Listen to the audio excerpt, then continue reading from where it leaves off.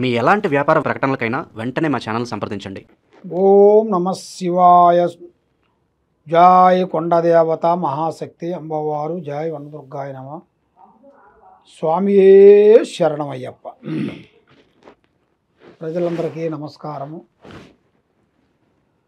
వృషభ రాశి డిసెంబర్ మాసం 2025 వృషభ రాశి ఫలితాలు. మరి ముఖ్యంగా మీరు చేయాల్సింది, కుటుంబంలో కూడా కొన్ని సమస్యలు, లేనిపోయిన దెబ్బలు, కొన్ని అవకాశాలు కనబడుతున్నాయి. మరి చాలా వరకు జాగ్రత్త నిర్ణయం తీసుకోవాలి. మీకు రావు దిశ 10% కనబడుతుంటే మీకు స్థానంలో అనేది కేతు దిశ 4 స్థానాలు కనబడుతున్నాయి. మరి ఉండవలసిన ఈ 4 స్థానాల్లో ఉండవలసిన కేతు దిశలో చూసుకుంటే అంత వెలుగు అనేది పెద్దగా కనబడతలేదు. మరి కుటుంబంలో సభ్యుల మధ్యలో కొన్ని లేనిపోయిన సమస్యలు, చిన్న చిన్నయే, నేను గొప్ప అంటే నేను గొప్ప అన్నట్టుగా, మరి అన్నదమ్ములు కానీ అక్కచెల్లెళ్ళు కానీ లేనిపోయిన సమస్యలు కొన్ని ఎదురొచ్చే మార్గాలు కొన్ని కనబడుతున్నాయి. ఒకటి, మరి మీకు ఆరోగ్యపరంగా చాలా వరకు జాగ్రత్తలు, కొన్ని నిర్ణయాలు తీసుకోవాలి. ఆరోగ్య విషయాలలో అతి జాగ్రత్త మీరు తీసుకున్నట్టుగైతే చాలా వరకు అభివృద్ధిగా పొందాల్సిన యోగం అనేది చాలా వరకు కనబడుతుంది.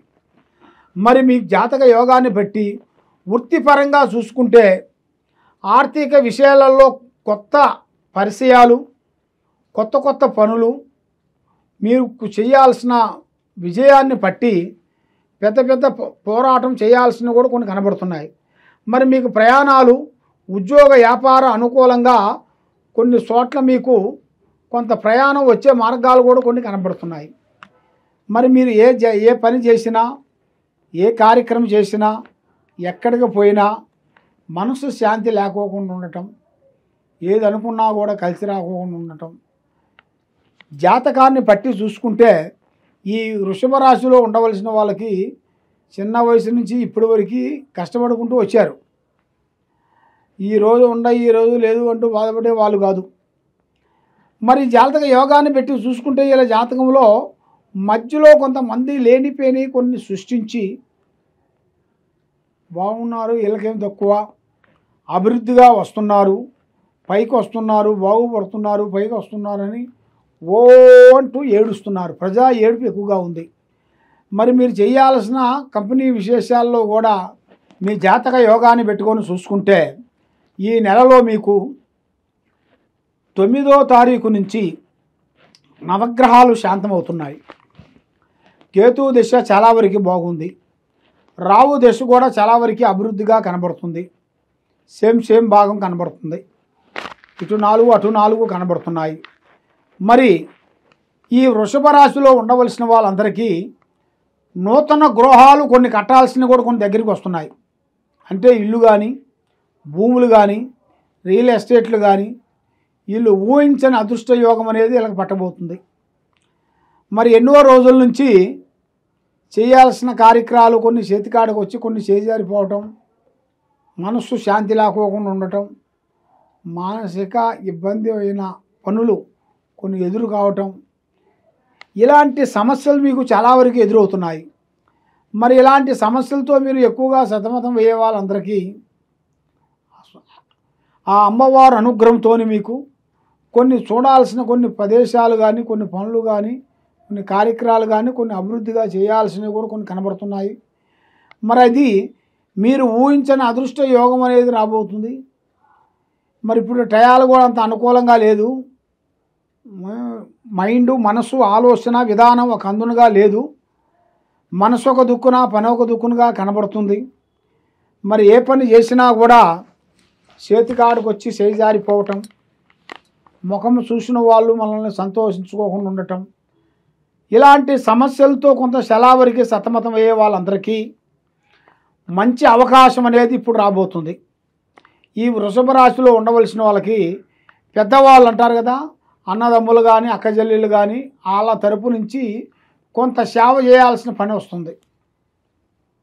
అంటే పెద్దవాళ్ళకి ఒక కార్యక్రమం చేసేటప్పుడు మీ చేతుకుంట ఎలాగ పెడతామో మనం పూజా కార్యక్రమం అదే విధంగా ఈ మిగతా ఉండవలసిన వాళ్ళు అన్నదమ్ములు కానీ అక్కచెల్లెళ్ళు కానీ ఎవరైనా కానీ పెట్టినట్టుకైతే వాళ్ళ పేరు బలాన్ని బట్టి అసలు సమస్య ఏముంది, ఏం జరుగుతుంది, అమ్మవారు పూజా బలంలో పెట్టి చూసి దైవ కట్టు కట్టి దాన్ని మేము చేయగలుగుతాం.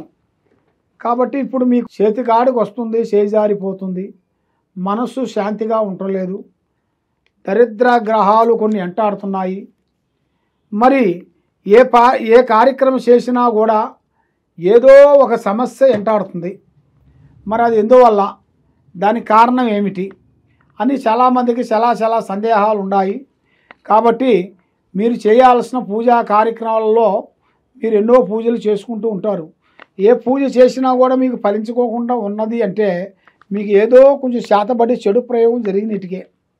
ఆ శాతబడి ప్రయోగం లేకుండా మీ పేరులో పూజాబలం చేసినట్టుకైతే తప్పకుండా మీ మైండు, మీ ఆలోచన, మీ తెలివితేటలు అన్నీ తప్పకుండా విజయవంతమయ్యే మార్గాలు కూడా చాలా వరకు కనబడుతున్నాయి. కాబట్టి మరి ఇప్పుడు నీ జాతక యోగంలో చూసుకుంటే ఏ కార్యక్రమం చేయాలనుకున్నా కూడా మీకు దైవ అనుగ్రహం అనేది తక్కువైపోతుంది. మరి దైవ అనుగ్రహం ఎందుకు తక్కువవుతుందంటే ఏ కార్యక్రమం అనుకున్నా కూడా విజయవంతం కాకోకుండా అవుతుంది కదా. దానివల్ల దైవ అనుగ్రహం అనేది కొంచెం వెనక్కిపోతుంది.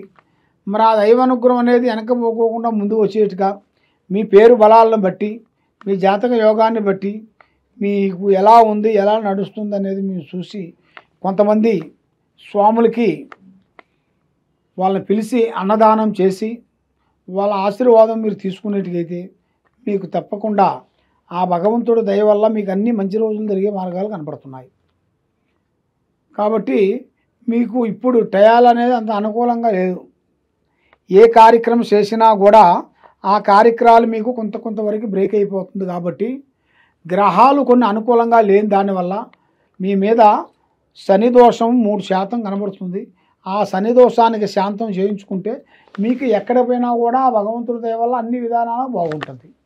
మరి మీకు బాగుండాలి, మనశ్శాంతిగా ఉండాలి, పని కావాలి అంటే మీ పేరు బలంలో అమ్మవారు పూజ చేసి ఒక భజనగా పూజ చేసి ఇస్తుంటాం.